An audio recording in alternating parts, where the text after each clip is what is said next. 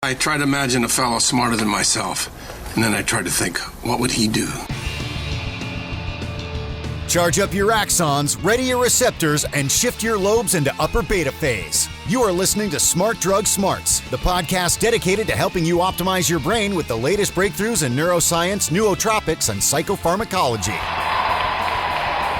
Hello and welcome to Smart Drug Smarts. My name is Jesse Lawler. I am your host, and this is the 214th episode of this podcast dedicated to anything and everything that you can do to help the better workings of your own brain, which might at sometimes mean relying on very strong medicine to take care of some very big problems. In this episode, we're going to be talking about something called Ibogaine, which is from an African tree called the Iboga tree, and Ibogaine has the reputation of being able to help cure people from psychological problems, including addiction. So using one drug to help kick the habit of other drugs, a pretty interesting concept and something that medical science is starting to look at more rigorously. What are the possibilities here? It's a substance with a long history of use, but not quite as long or thorough a history of scientific study. Although, as you will hear, it's something that was once much more widely used in the Western world than it currently is. We're going to be talking with Ibogaine researcher Dr. Emeline Maillet in the main interview. If you hang around until the end of the episode, I'm going to tell you why you might want to keep a stinky old shirt around, not just to avoid laundry day, although that's an added bonus. That'll be in the Ruthless listener retention gimmick. But for right now, let's kick things off first with This Week in Neuroscience.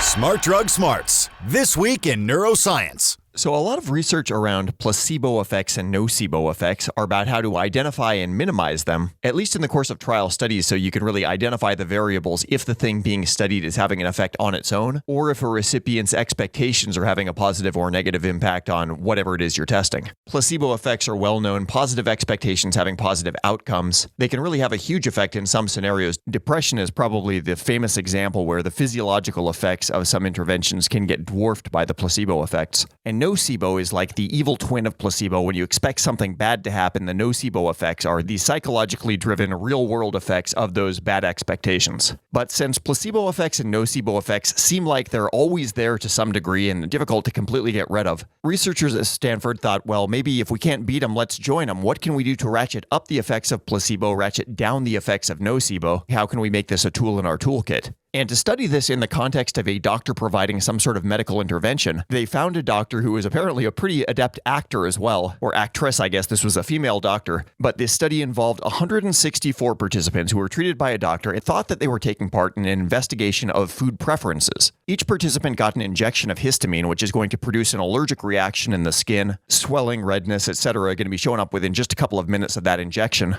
And following the injection, the doctor applied an inert skin cream, so a skin cream that actually should do nothing. But she told some of the participants that it was going to reduce their redness and swelling and told others that it was going to make it worse. So they were able to look at both positive and negative expectations and how those two compared. But then here's where it gets interesting. They also had the doctor modify her own behavior towards the people being studied. And there were two different variations, two different either-or settings that she set her personality to, where one was her level of warmth. Was she warm and personable to the people or kind of cold and closed off? And the other was her level of competence. Did she speak clearly and non-distractedly to the point? Was her office environment clean, or was she a little bit all over the place, the office somewhat of a mess? So they wound up within these 164 participants of having 8 total variations. And you might be thinking, well, how do they do this as a double-blind study if the doctor obviously knows how she is adjusting her own personality to each person? But pretty clever experiment design. The actual metric that they were measuring was the size of the red swelling coming from the histamine injection, and the doctor traced the unfolding size of the allergic reaction several times over the course of a few minutes from the injection onward, and her findings were then sent for measurement to a research assistant who didn't know how she was behaving towards the participants, which of these potential groups each of them fell into.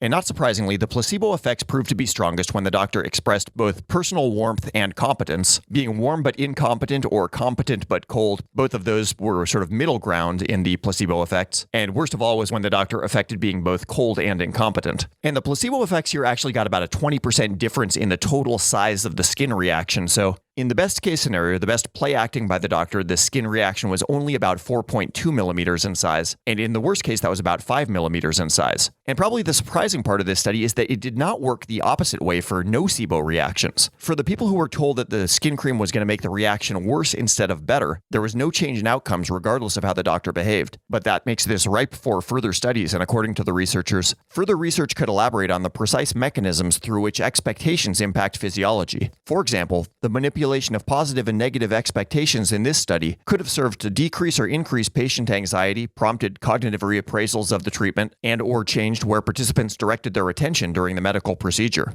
Smart Drug Smarts, the podcast so smart, we have smart in our title twice. Picked up a couple of 5-star reviews on iTunes. Listener Afonso Carves from Portugal says, insightful, applicable, awesome.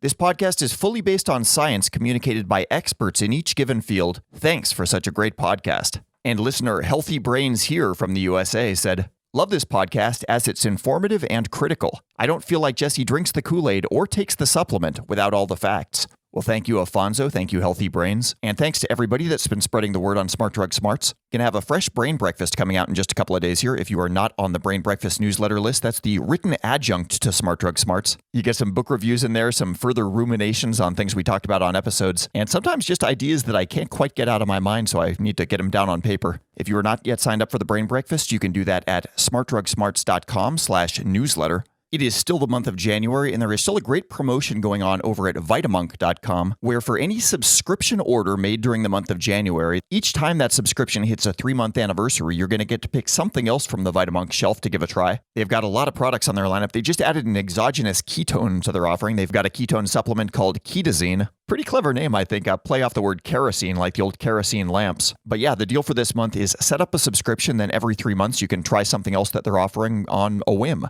There's microscopic bits of red tape, as you might imagine. You can't subscribe to a super cheap product and then have their most expensive product be your freebie, but assume the reasonable boundaries that you might expect on a deal like that. And there's no special coupon code or anything like that. That is an across-the-board deal for any subscription started during the month of January at Vitamunk.com.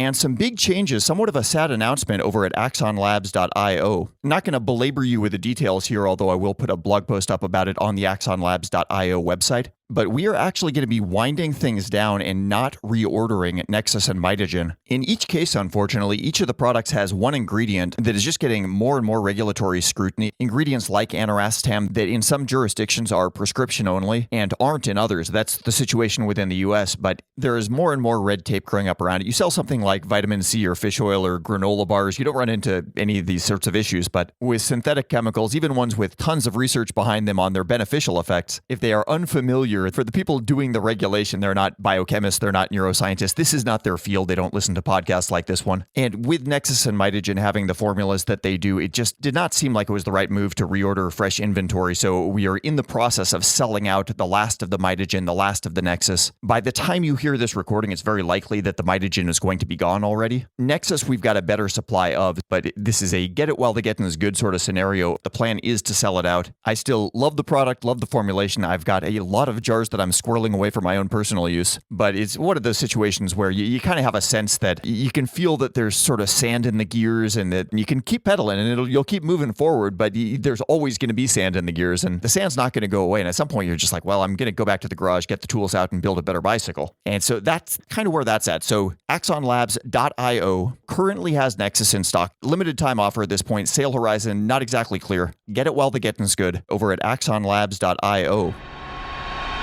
Smart Drug Smarts. Tabernanthe iboga is a tree that grows mainly in the equatorial forests of Africa, countries like Congo, Cameroon, Kinshasa, and Gabon. And it has been used by people native to that area from time immemorial. What's called Ibogaine is a derivative of the Iboga tree, and it's been medically researched mostly in France. And Ibogaine, as you will hear, had a sometimes it's legal, sometimes it's not relationship with French medical law. In the 1960s, research on Ibogaine intensified, but at the same time, it became a scheduled drug made totally illegal in several countries, which obviously throws up some barriers to research. And currently, there is a lot of renewed interest in the drug. A lot of parallels, actually, to what's going on now with ayahuasca. They're both plant-derived psychedelic compounds with a long history of ethnobotanical use, profound psychological effects. High-dose use of Ibogaine puts someone in a physically completely unconscious, incapacitated, not able to do anything state, and has a serious psychedelic trip going on. So a forced dream state, and oftentimes that dream has the character of being like a life analysis. One's life flashing before one's eyes. Could be a good thing, could be a bad thing. But both ritualistically and medicinally, this is seen as a way of sort of chasing a person's personal demons out. In some cases, those metaphorical demons being the addiction to other substances. overdoses. So with things now like the opioid epidemic, there's a lot of questions. Could Ibogaine be an effective way of helping people kick these other addictions? One major speed bump here is that Ibogaine is a dangerous drug. The ratio between the amount that's going to get the therapeutic effect that you're after and the amount that's going to kill you is not a big number, which understandably gives people pause, and this is sort of a therapy of last resort.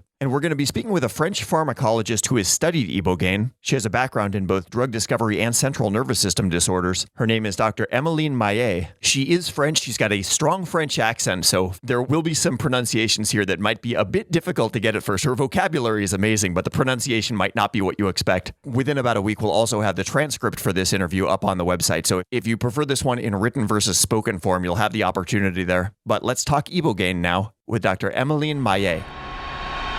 So this is actually a drug naturally produced by a shrub, mostly found in Africa, in Gabon. And the use of this shrub extract, so the root bark, has been known since at least 250 years from the Western world. And it's most likely possible that it was used even before by, the local population there for medicinal purpose. So it came to the knowledge of the Western in about 1850. And then there is a very, very long history associated to the Iboga plant. It was used by the local population, low dose for diverse medicinal purposes. It was also used into ceremonies at very high dose. So there was like two types of use to it. And when it came to Europe, it was actually developed like the extract of it was not Iboga, it was another tabernente shrub was actually sold as a medicine and called lambarène. So it was in between 1939 to 1965.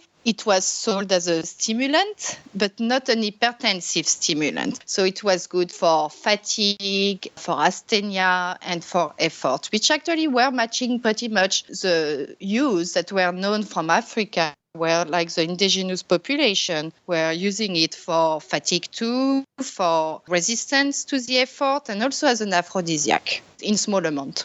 Its high-dose effect, so when viewed from the outside, it's like a state of catatonia. That's interesting that at low doses it's more of a stimulant. So yes, this is the thing, like at subtoxic or intoxicating dose, it was used in ceremony to induce what is called oneirophrenia, which is a dreamlike state. So it's not actually formal hallucination. It's actually vision that one can experience with closed eyes. There is some like visual disturbance that can happen sometimes with open eyes, but basically like that's mostly closed eyes. And what is interesting is that there have been described autobiographical vision. So there is a very strong autobiographical content where people contemplate their life and what they have done so far in a detached state. It was also described as an awake dream state that can last several hours. This is kind of the classic my whole life flashed before my eyes life review kind of a thing. Is that basically correct? Yes, and also that's why this is like what was reported in some Western article. I always think it's better to thank the B-tree ceremony, what they think about it. But it was described, the second phase was higher emotional content and also like a sort of where you can judge what you have done of your life and like your action and so on. And so it's being described as a reborn type of thing. Wow. So it's pretty intense experience.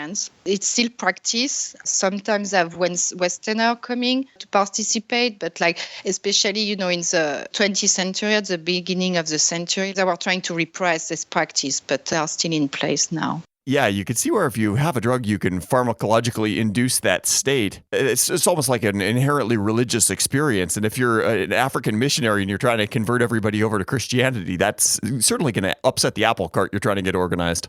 This is exactly what happened. The Christian missionary were trying to repress this, but didn't success. And when it was brought to the Western world, and especially like in the US, what was mostly known in the 60s was the high dose. There is a man called Ruthless who is known to have been trying Ibogaine for a trip. He was a drug addict. And the story says that he experienced an interruption of his addiction to heroin. And from that, he became a lifelong activist to promote Ibogaine, subtoxic dosing for anti-addiction to help people to get rid of their addiction to other drugs. So this is where in the US, in the Europe, more research took place to figure out what were these effects with this drug when it comes to drug addiction. So of note, as you know, it's a Schedule 1 substance in the US, and Lambaréne, so as it was sold in France, stopped to be sold into around 65 because it was banned by the Olympic Committee, because a lot of athletes were using it as a stimulant. So again, that was a low dose. And when came the International Convention on Psychotropic Substance in 1971, Ibogaine was put into a Schedule 1. And of course, it really prevented researchers to carry on serious research on this and to have funding for that. However, the study continues. There was some labs were trying to figure out what was the effect. And so that brings us to almost now, where there is much more information available on Ibogaine and also its main human metabolite called Noribogaine, which is also an active compound. The Ibogaine, I'm sure people know about the Ibogaine clinic, where actually people can go and get some Ibogaine treatment into the country where the Ibogaine is not scheduled. And going beyond anecdotal reports on whether it can be used to help unaddict people from other physiological dependencies, what do we actually know there that has more controlled experiments behind it? There is a lot of reports in the literature of its efficacy in humans. However, there is also a lot of controversy around due to its toxicity. Ibogaine at the dose that were traditionally used in, let's say, in the last 30 years for attempt of detoxifying people from drugs were very high, and there have been some accidents and fatalities. So, of course, it gave the drug a kind of bad reputation into a therapeutic world. Sure. It was probably also because of a lack of knowledge, on how to handle the drug, who can take it and at which dose. So there is some cardiac effect, and people have to be screened for, susceptibilities. So there is some clinic who have performed well in treating a patient with Ibogaine without accident. But, for example, if you look at the literature, there have been an accident in the UK quite recently, and some other, I think, in Australia or New Zealand. I mean, it's happening from time to time. So I would say this experience of Ibogaine has more risks than some other treatment. I don't think with ayahuasca, for example, I don't think there is any fatalities that were reported. And I believe it's why it's tolerated in some countries and not tolerated in some other. I mean, I believe some government thinks that in a certain setting, Ibogaine can be used safely, and some other country have established that it is too dangerous and then should not be used. I mean, I think government by government, how they decide. Yeah, with anything, you'd love to see the body count be zero. Zero fatalities is obviously the benchmark you want to hit. But playing devil's advocate, I mean, we have cars. We have 30,000, 50,000 deaths in the U.S. every year from car accidents, and everybody still thinks on balance cars are a pretty good trade. But we wear our seatbelts. We know not to drive at 90 miles an hour. You don't speed through school intersections. You keep those numbers down by following the best practices. It seems like with Ibogaine, the question is, can we identify what those best practices should be? And once we really know what the risk-reward ratio is like, does it balance out in favor of using this as a therapy? So it might depend of which type of dependency. What is known, what has been pretty much evaluated is a dependency to opioids, so heroin, for instance. And it has been shown in the Sankit Clinic, peer-review papers that show human data there. And there was a very good success rate for the treatment in itself. So it means that, people experience less craving, less depression, less dysphoric symptom for several days after, and the effects wash out, slowly in the days after. So a single dose treatment or like high dose treatment is offering people a window of opportunity to actually stop taking the drug. But it's often like advised that should be follow up with psychiatric follow-up. No, people need to consolidate this state and can be helped with that. There is also some clinic that suggests that you can give people lower dose after follow-up just to help to make the effect last longer in this regard. So far, it seems like there is some efficacy there. It's not like, whipping off any type of addiction in the sense that it's not a miracle treatment. People have to be committed to it and to take the opportunity of the ease they have. Like for sometimes are alleviated for craving and some of the withdrawal symptoms. But there is some efficacy that is established for this drug. The thing that's always important to keep in mind when talking about addiction and substance dependence, and it flies in the face of the way that we normally use the words in our language, but substance dependence and addiction are dissociable ideas. You can be one without the other. You could be dependent on a substance, but not actually be making any moves to get it. I mean, like a crack baby is actually the example here. Physiologically, they would feel better if they had crack, but they're just a baby and they're kind of out of luck in the case of not being able to feed that craving. Not being able to do anything about it by definition means that they're not addicted. And then the flip side would be like gambling, where there's no substance involved, but you certainly could be taking actions that are detrimental to your own life, and that's the addictive definition. Yes, that's actually called addictive behavior, and there is also some belief that this drug is basically helping with all type of addiction because it's actually tapping into the roots of the neurocircuitry of addiction per se, and the motivation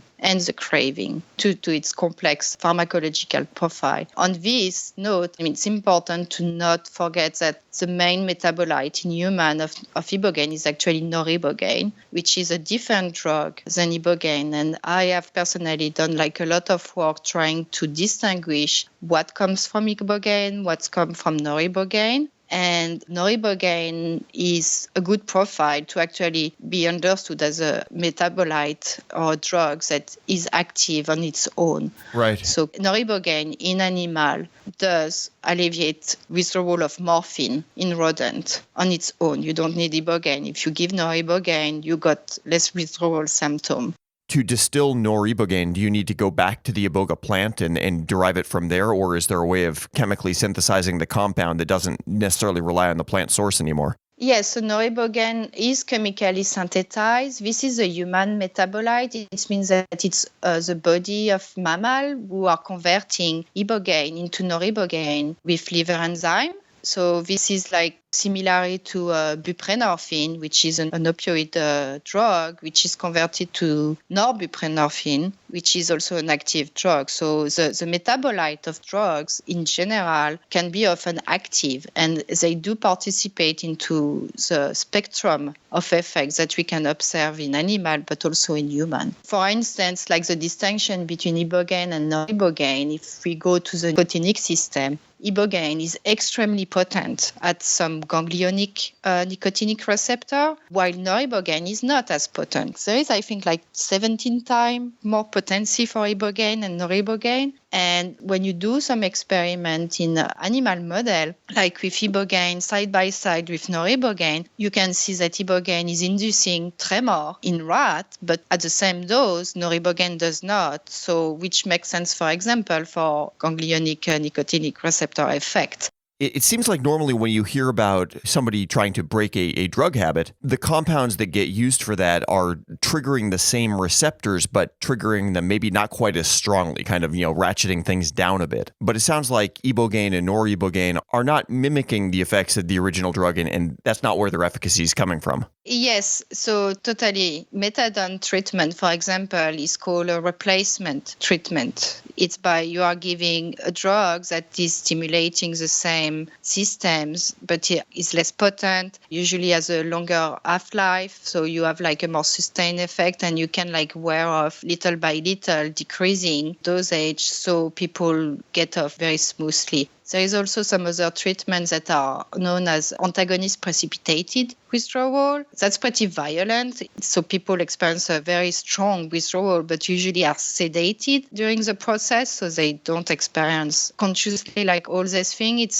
I know it's being used sometime, but the most common treatment are the replacement therapy. And same thing for nicotine. When you go to varenicline, this is also a replacement. This is like for nicotine. So in this case, yes, the approach is not by replacing. It's actually like tapping into some other system, mainly because it's polypharmacologic. It might be tapping into the nicotinic system, the opioid system, but not like an heroin-like compound. The heroines are like very potent at the mu opioid receptor, which is giving the pleasurable aspect of it. Neither Ibogaine or Noribogaine are mu agonists. So they do not work like heroin. They're actually like acting into a different way to the opioid receptor, mainly on the kappa receptor system.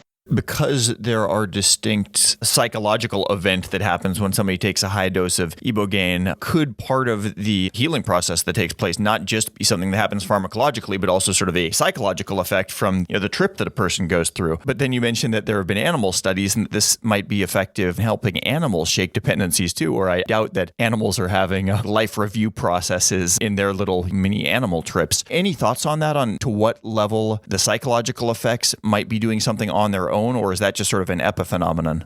So there is psychological effect of Ibogaine at subtoxic dose were of interest by some group, like notably Naranjo, who was working in Chile and Berkeley in the 60s. So he was looking at psychotherapy and using Ibogaine as cathartic compound and to help people to actually get deep down into experiencing their life, how they react to events, their decision. And so, it was considered as a potential useful tool for psychotherapy-assisted drug treatment. When it comes to animal, there is model existing for addiction of animal, for example, with rat, but they don't go addict on their own. You are actually setting them up for this. So, you do like a training period and a reinforcement period. So when it comes to the emotional aspect or more psychological aspect of withdrawal, when one is already addicted to a drug, so the rat can get addicted to this thing, or at least we don't use this word, we say that they can self-administer, so they are given a choice. Whether or not they press the lever is their choice. When they continuously press a lever, it's considered as a model of addiction because they self-administer. When it comes to this, there is actually some measures sometimes that can be directed toward not only the physical symptom, but some of the psychological symptom of withdrawal, which is mainly like called as dysphoria. So dysphoria, it's like, when it's not your body that is in pain, like you feel horrible, but it's not really like a physical pain. It's more like a mental pain, which is something that is very present, for example, for opioid withdrawal, either to illicit drug like heroin or the illicit drugs that are used for pain management. The withdrawal symptoms of these are very dysphoric too. And in animal, there is a test called conditionate place aversion. And it's where you associate an event, a physiological or psychological event for an animal, to a position. And then they start to avoid this chamber because of what they experience into the chamber. And in this case, for withdrawal, you can induce conditionate place aversion against morphine withdrawal, which means like if you place an animal into a chamber and let the animal go to withdrawal there, and you do that like several times, the animal will avoid this place because it's got bad memories there. Yes. And so this can actually like measure to some extent what we call the affective state associated to withdrawal, but mostly in animal model because of course they cannot speak like you. People look at physical symptom. How would you like to see the research advance here? What do you feel like we should learn next that we don't currently know? I think like the research should continue on both drug and also like straighten. So there was a lot of publications that were going a bit in all direction because of mainly the complexity of the drug from its pharmacological profile. But it would be nice to see like one control study because the Ibogaine clinic usually, are not like conducting clinical trial. It would be nice to see more control studies and to see more research that give yes or no answer on a lot of the hypotheses that have been made on Ibogaine or Noribogaine. So I have contributed to some study in the field that help to understand the mechanism of action. I would be also very interested that the scientific community start to focus too on like the low dose of it, as it was basically 100, 200 years ago. The effect on addiction might be of interest, but there is actually some other potential medicinal property for these drugs that could be considered and that are occurring at low dose. So for many drugs, you can see some effect at low dose. And when you start to increase the dose, you don't see the effect, or worse, you see the contrary of the effect. So it would be nice also that there is more interest into, for example, the ability of the drug to diminish tolerance to opioids. There have been some group in 2000s that have done very interesting studies showing that the low dose of Ibogaine or Noribogaine in this case were having the ability to restore the sensitivity of rodent to the pain-killing effect of morphine. On the face of it, that sounds like you don't want that out in the wild. That sounds like the solution to the classic heroin addict who wants to get that first high feeling again. And they have to keep upping the dose to try to match what it felt like previously. Wouldn't that give them the ability to press reset and kind of restart the cycle? When we go back to the high dose thing and like the drug abuse, yes, that's also one of the danger of an Ibogaine treatment is that it's decreasing the tolerance, the build-up tolerance, at least to opioids, which means most people know that to have effective dose, you have to increase the dose over time, up to a point where sometimes the effective dose is getting very close to the side effect dose or depressant dose, like, for example, respiratory arrest. You don't get as much tolerance to, for example, the respiratory effect of opioids and to the euphoric effect. The euphoric effect are desensitizing faster. So with Ibogaine, because it does restore to some extent the sensitivity to opioid, it's caution, understanding that people are getting back more like naive people, so not tolerant people anymore. So, using heroin after an Ibogaine treatment, I think that's extremely dangerous, especially at those that people might have been using before. They have to understand that they are getting back a lot of sensitivity. And in this regard, Ibogaine is also modifying some circuitry in your brain. And there is also interaction with other drugs. So drug of abuse in general, changing the pattern and the effect of this drug. But it's not the same pre-treatment and post-treatment. But actually, when you think of it, one of the limitations of painkiller is also the fact that people develop addiction to it, the ones that are given into a hospital, and they're also developing tolerance. So at some point, it's not working as well as it was working 2 months before. So painkillers of the opioid families that are not inducing tolerance on the medium term or long term use are also of interest, could be of therapeutic value.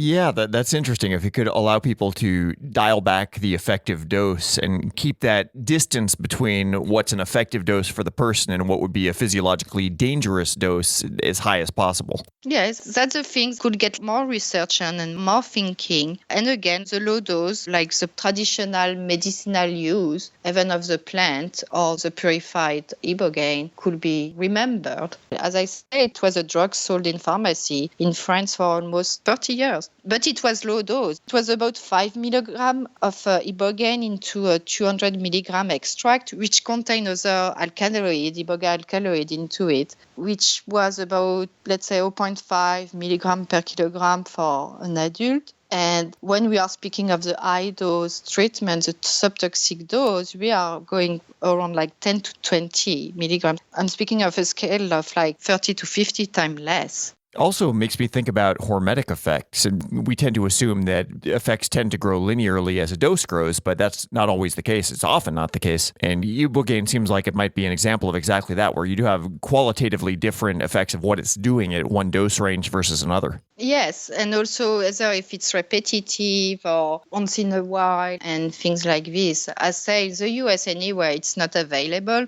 Yeah. But it's a drug that was not studied enough so far and has particularities that some other drugs do not. I don't know an example yet of a drug that have this pharmacological profile.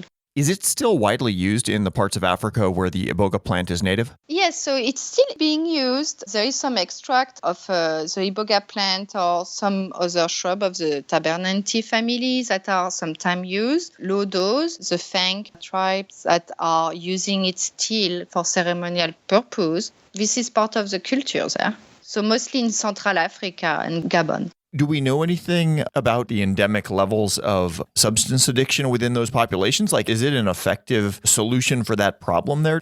So what I have heard is actually the culture is different in this region and addiction is not very common, or if it is, it's something to be ashamed of. So to my understanding of what I read, like generally on this is that drug addiction, I'm not speaking of the big city, like let's say more the village and thing is not very common. And the people there are not using Ibogaine for this. This is like a typical Western type of use. I remember, so it was an article in French. It was very fun. It was a Gabonese who was interviewed, like a man in the street about Ibogaine, and was being given the information that in the US it was forbidden and that you cannot use it. And there was this effect that people were interested into it for drug addiction. And the man laughed and said, so they're giving this ultra potent Percocet to people like candy, but Ibogaine is forbidden. Yeah. It was an interesting comment from the man where I think his comment was emphasizing that it's a defined culture and there is not all this fuss around it. I think people are more worried locally because of the growing interest into the plant. The other country are buying it, and this is a plant that is wild, that is not culture. And usually, you cannot harvest. Like there is a fear that Tabernanthe Iboga might go extinct while the harvesting and trading on this is continuing. It's not like a food crop that there would be a reason for people to grow a lot of agriculturally. It's just kind of people are foraging the little bits of it that they need for medicinal purposes. Yes, it grows in the wild. I don't know of any plantation of this. I don't know if they are planning to. It's a shrub, so I also don't know, how long it takes for the shrub to grow. But yes, there is no farm yet, I think, of Iboga tabernante. The demand might not be enough to actually start doing this, but it's sufficiently big that it's starting to worry locals that the plant is starting to be difficult to find. Yeah, and if it's found to be medicinally useful in a safe way, that demand's just going to go up. Also, there is chemical synthesis that can be done. Noribogaine can be done from vocangine. It's a difficult chemistry, but it's possible. And so vocangine, for example, is a more common compound of plants. So it's not as expensive to have vocangine and transforming it into Noribogaine or maybe Ibogaine than trying to extract it from the plant. And also this way you have more controlled batch. There have been a lot of comment around the purity of Iboga extract, and if they are not very pure, the potency is not clear, dosage is not clear, and also there is some Iboga alkaloid into it that are potent. It's reminiscent of marijuana, which has become legal or semi-legal in a lot of U.S. states. And marijuana is one of these plants that has so many bioactive molecules, but we're not exactly sure which ones are useful, which ones are helpful, which ones are working at odds with others. And teasing that all apart is